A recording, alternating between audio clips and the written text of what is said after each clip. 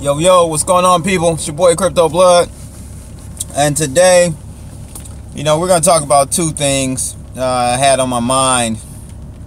I was talking to Mike B in the Webbot room yesterday, and he sent me an article from Zero Hedge that talked about ICOs and more celebrities getting into it. And the guy that wrote the article was actually saying that he really feels that we're near a bubble with this, or we're in a bubble with this whole thing as far as ICOs go. And I'm kind of I'm battling with that myself as far as my feelings about that.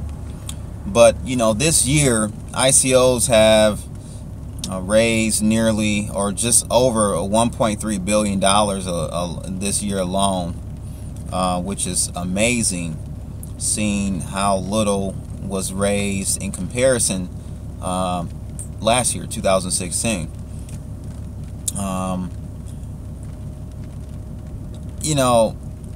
I really like the concept of ICOs. It takes out a lot of the overhead that we see with VCs. I have two tech startups that years ago had gone the traditional route to try to raise funds, and it's a dirty game. It's typically when you're looking to do a deal with a VC,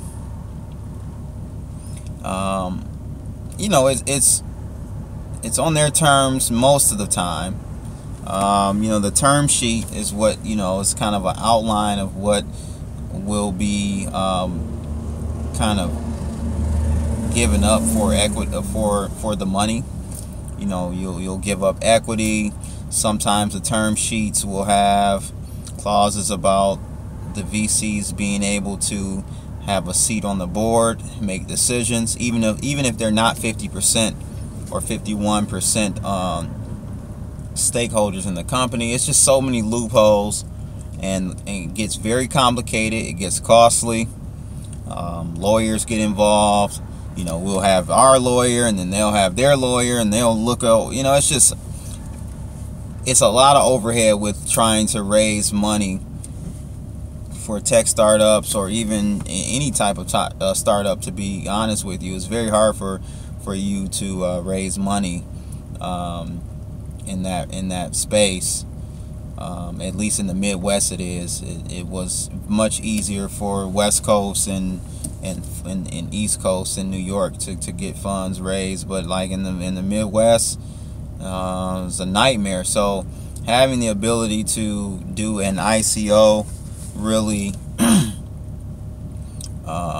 opens, or cuts out the middleman, and allows capitalism to really thrive and raise funds. I was long-winded with that. I'm sorry about that, but I just wanted to definitely show you, or have you understand, that I do really like ICOs and the concept of ICOs. But we're kind of getting to that juxtaposition, that spot where now I'm starting to feel like we could possibly be near a bubble, maybe six to a year out, as far as a bubble.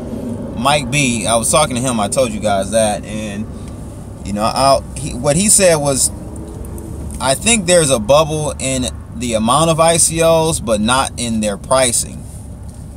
So I never thought of it that way, and he could be right. He could be right, but it's just that I'm feeling like I'm very conflicted, because like I said, I don't feel like we're in a bubble from the standpoint of the number of participants. Mike B is more talking about the number of ICOs that there are. I'm looking at it more so from the demand side. The number of participants who are looking to invest into ICOs is fairly low if you look at it from the grand, from the grand scheme of things, from the scope of number of investors in the financial industry, period. Number of investors who are participating in ICOs is fairly low. So that's how I'm viewing it, as far as it not being a bubble. But at the same time, you know, in the Zero Hedge article I read, they were talking about a company that was doing an ICO. Listen to this. They were doing an ICO to develop a synthetic rhino erection peel. This is what the ICO is for. I don't even know where to start with that. Like, I hope they're not in the US, because they're going to get shut down. There's no need for a token to develop an erection peel for rhinos. So there's no utilization for that token. So hopefully they're not in the States.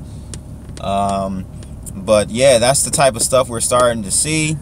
As I stated yesterday, you know, we got the celebrities coming in, you know, promoting and pushing ICO. So I think we're in, the behavior is very bubbly, but we just don't see enough actual demand side for it to actually be a bubble. We need demand to be outstripping supply, and when that happens, the pricing of those ICOs will go like skyrocket, right? Because there's too much demand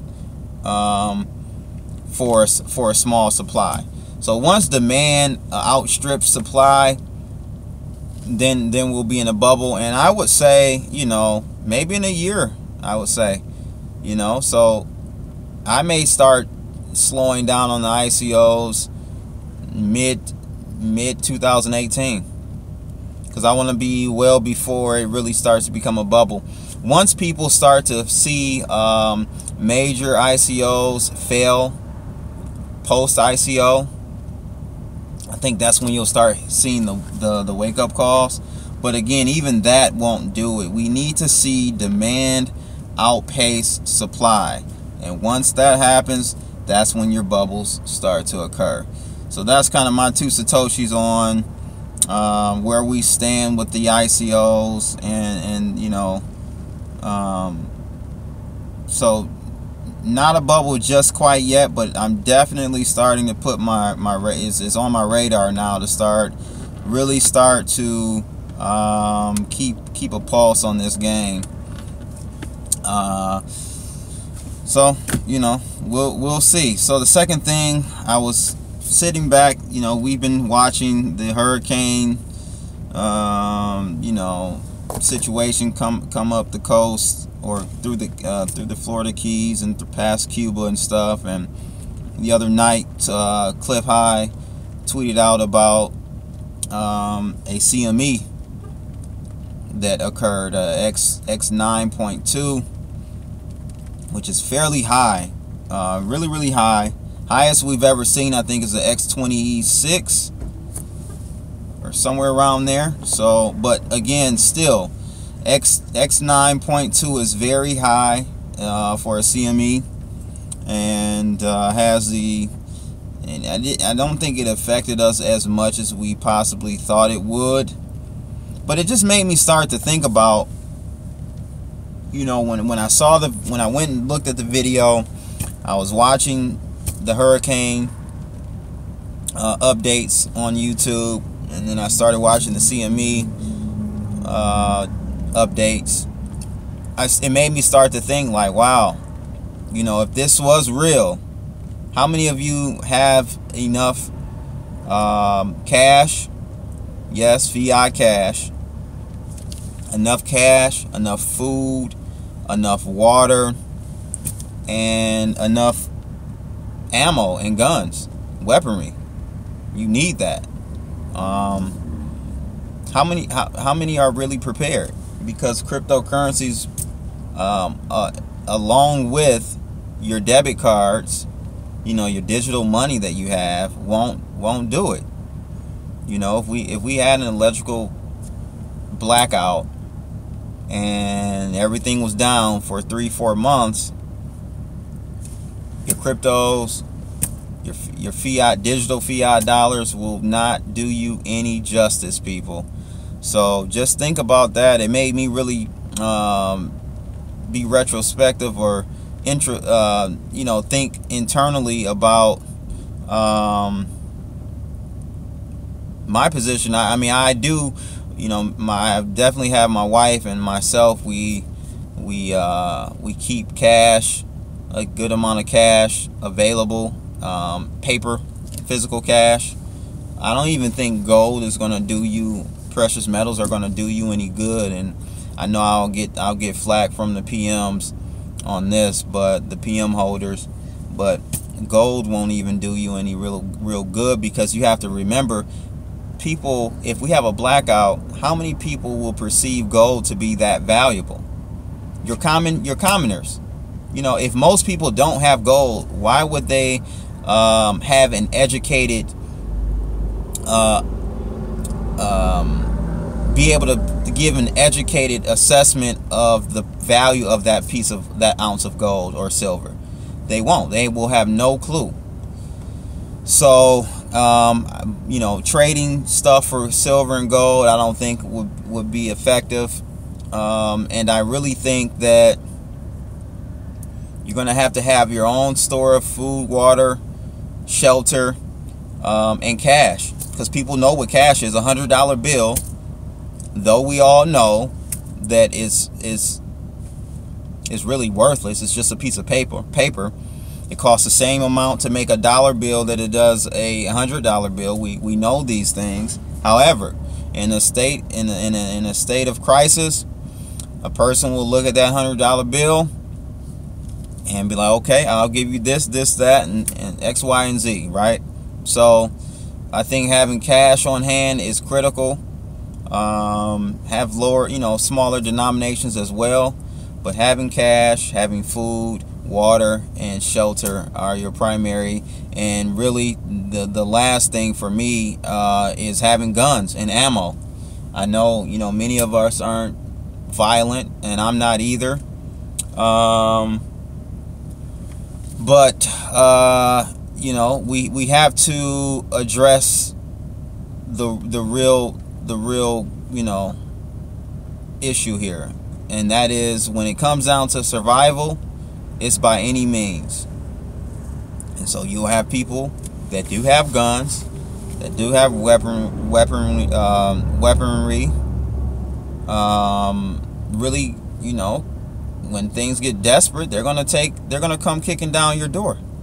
So you gotta be able to protect your family, your loved ones. And I think that's really, that's kind of what I wanted to get off my chest about watching the hurricanes, natural disasters, and the solar flare CME stuff that kind of came across. It made me kind of just think about that and reassess and make sure I was intact, and just want to make sure you guys are as well. So that's about it for today, ladies and gentlemen. I kind of went, the last subject still does pertain to cryptocurrency, just because I want you guys to understand that there are limitations to cryptos and digital assets in general. So just keep that in mind and have a balanced approach with everything.